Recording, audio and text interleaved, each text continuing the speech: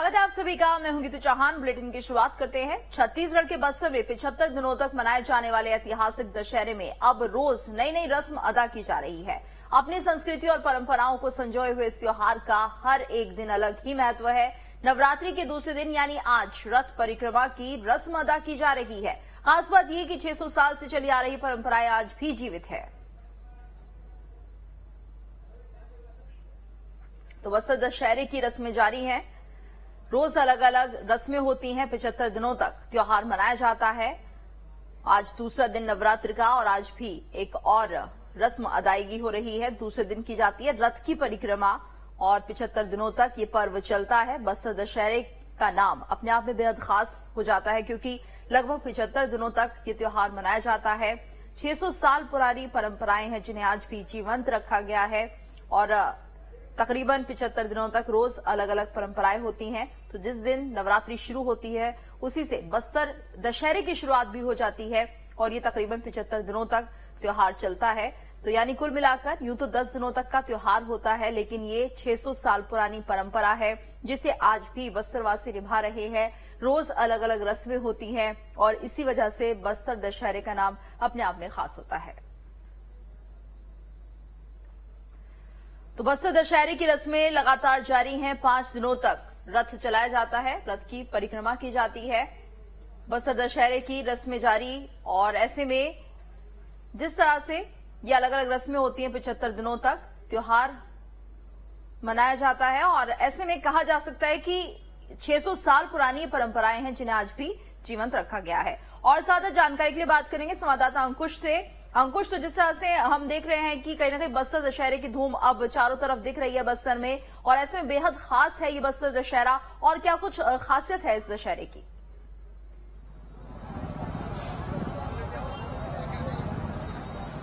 देखिए गीतू, सबसे महत्वपूर्ण बात यह है कि पूरे हिंदुस्तान में छत्तीसगढ़ के बस्तर में 75 दिन का दशहरा मनाया जाता है। चूंकि 75 दिन का दशहरा रहता है और 75 दिनों से पूरी तैयारियां चलना शुरू होती हैं, लेकिन नवरात्रि के एक दिन पहले से सबसे महत्वपूर्ण रस्में जो निभाना है वो शुरू होती है। सबसे पहले काचन गादी से इसकी शुरुआत होती है, जहां पर एक कुमारी कन्या जो है बस्तर दशहरे का निर्विघ्न रूप से निर्बाध रूप से चलने की परमिशन देती है। उसके लिए राजा भी वहां पर पहुंचते हैं और उसके बाद रोज एक बड़ी महत्वपूर्ण रस्म निभाई जाती है। दूसरे दिन जो है जोगी बिठाई की रस्म निभाई गई और नवरात्रि के दूसरे दिन मतलब आज की अगर बात करें तो आज से रथ परिक्रमा शुरू होगी और रथ परिक्रमा को देखने के लिए हजारों लोग पूरे देश भर से यहाँ पर पहुंचते हैं। रथ परिक्रमा का अपना अलग महत्व है। रथ परिक्रमा में अलग अलग विविधताएं हैं जो अपनी संस्कृति को अपने आप में समेटे हुए हैं। मैं एक बार फिर से तस्वीरें दिखा देता हूँ कि ये वो रथ है जो बस परिक्रमा के लिए तैयार हो गया है और इसकी सजावट से अंदाजा लगाया जा सकता है कि किस तरीके से इसको पूरा भव्य रूप दिया गया है। काफी आदमकद है ये, करीब 30 से 40 फीट ऊंचा है और जिसमें अभी भी करीब 50 से 60 लोग जो है एक साथ मिलकर इसकी सजावट का काम जो है वो कर रहे हैं। और रथ की जो बनावट है वो बिल्कुल पारंपरिक औजारों से की गई है। इसमें किसी भी प्रकार की कोई वो औजार या वो मशीनें यूज नहीं होती जो आज के जमाने में चलती हैं। इसके कुछ बनावट में थोड़ा सा और करीब से दिखा दूं, जो दर्शक इस रथ के बारे में नहीं जानते उनके बारे में दिखा दूं कि देख सकते हैं कि ये पूरा लकड़ी से बना हुआ रथ है। लकड़ी के इतने बड़े बड़े ये चक्के हैं और इस रथ में एक ही लकड़ी का उपयोग होता है, मतलब एक प्रजाति की लकड़ी का उपयोग होता है।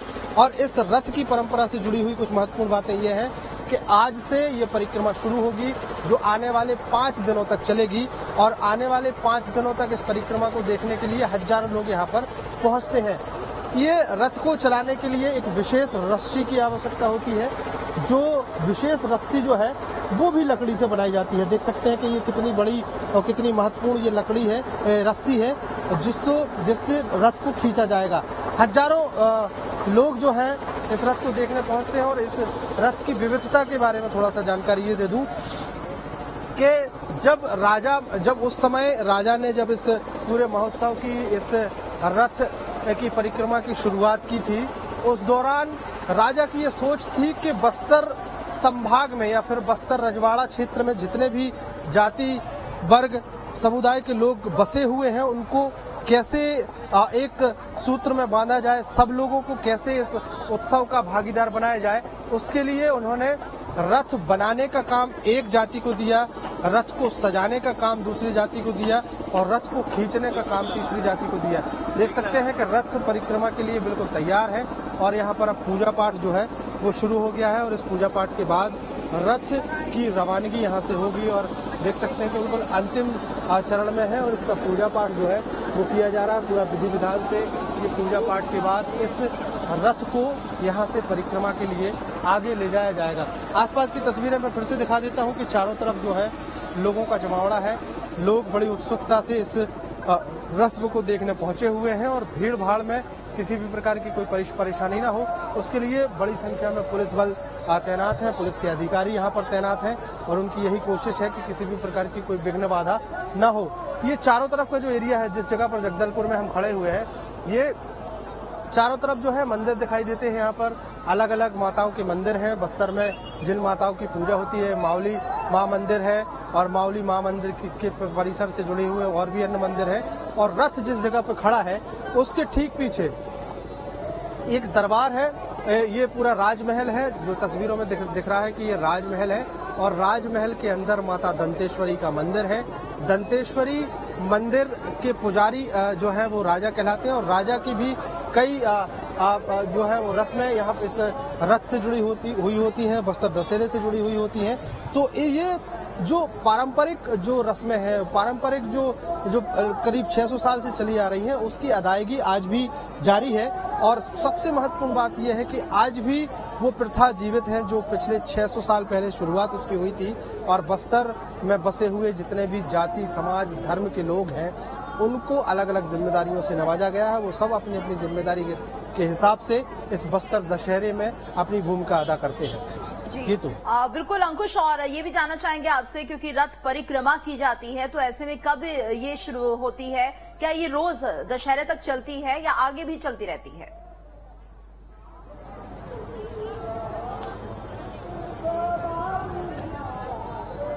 बिल्कुल गीतू, ये सबसे महत्वपूर्ण बात है कि चूंकि नवरात्रि का आज दूसरा दिन है और दूसरे दिन से ये रथ परिक्रमा शुरू होती है। रथ परिक्रमा का ये जो रास्ता है, अभी जो पूजा पाठ हमने दिखाया कि ये पूरा विधि विधान से पूजा पाठ के बाद ये रथ यहाँ से सैकड़ों लोग यहाँ से खींचते हुए इस रास्ते से आगे बढ़ेंगे और इस रास्ते से आगे बढ़कर शहर के अलग अलग क्षेत्रों में होते हुए घूमकर, मतलब ये घूमते हुए सीधा यहाँ से इस मंदिर की परिक्रमा करते हुए और ठीक माता दंतेश्वरी के मंदिर के ठीक सामने यहाँ पर रथ को रोका जाएगा। और रथ यहाँ पर जब रोका जाएगा तो वहाँ पर महाराजा जो बस्तर के महाराज हैं, राजा कमलचंद भंजदेव, वो रथ की सलामी लेने के लिए आएंगे। इसके अलावा एक जो छत्र है माता का, वो मंदिर से निकलेगा, मंदिर से लाया जाएगा और इस रथ पर जो है रथ के ऊपर सवार किया जाएगा। छत्र कहा जाता है कि माता दंतेश्वरी जो है वो इस रथ पर सवार होंगी और वो अपने प्रजा की देखरेख के लिए, प्रजा को समझने के लिए, प्रजा की परेशानियों को जानने के लिए शहर में निकलती हैं। इस तरीके की कई तरह की कथाएं हैं और उन्हीं कथाओं को आज भी जीवंत रखने का काम किया गया है। चूंकि ये जो रथ है, ये वो रथ नहीं है जो इसी साल बनाया गया है। ये रथ वो है जो पिछले साल तैयार किया गया था और पिछले साल तैयार करने के बाद आज से ये रथ परिक्रमा में निकलेगा। 5 दिनों तक इस रथ की परिक्रमा शुरू होगी और उसके बाद दशहरा का दिन जब आएगा तो दशहरे के दिन 6 चक्के का एक जो रथ है वो यहाँ से निकलेगा और 6 चक्के का जो रथ है वो भी लगभग बनकर तैयार है। और इस भीड़ से होते हुए हम आपको इस चारों तरफ की वो तस्वीरें दिखा देते हैं कि देख सकते हैं कितनी बड़ी बड़ी लकड़ियां जो है वो यहाँ पर पड़ी हुई हैं और इन लकड़ियों से रथ बनाए जाने का काम यहाँ पर किया जा रहा है।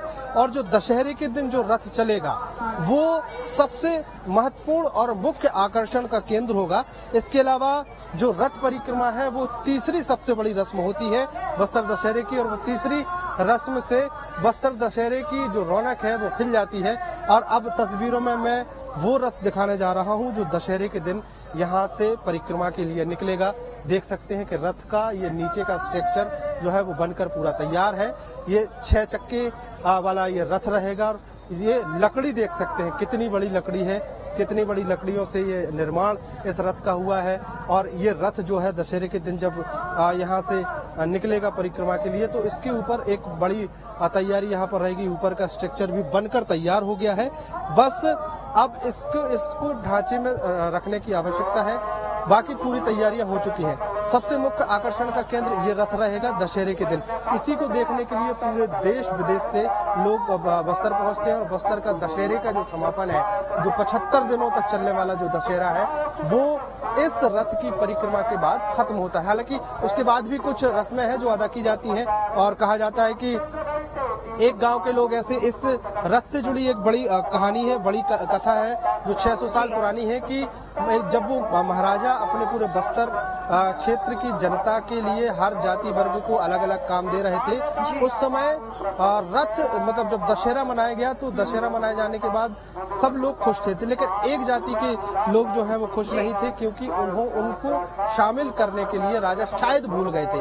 इसलिए जब दशहरे की रस्म जब खत्म होती है तो रथ की चोरी होने की भी एक रस्म होती है। एक विशेष जाति वर्ग के लोग रथ को चोरी करके ले जाते हैं और वो उनकी एक मांग होती है कि महाराजा जो है जब हमारे पास आएंगे तो हम उन्हें सासम्मान इसी रथ से वापस उनको राजमहल तक ले जाएंगे, लेकिन शर्त यह है कि महाराज को हमारे साथ बैठकर भोजन करना होगा। तो एक दशहरे के बाद एक रस्म वो भी है, काफी महत्वपूर्ण रस्म है। ये माना जाए कि ये जो सिलसिला है रस्मों का वो लगातार अब दशहरा के आगे भी चलता रहेगा और ये खासियत है। बहुत बहुत धन्यवाद आपका इस पूरी जानकारी के लिए। और वहीं दंतेवाड़ा में नवरात्रि के मौके पर भक्त मीलों दूर से दंतेश्वरी माता के दर्शन करने पहुंचते हैं। कई भक्त घुटनों के बल भी दर्शन करने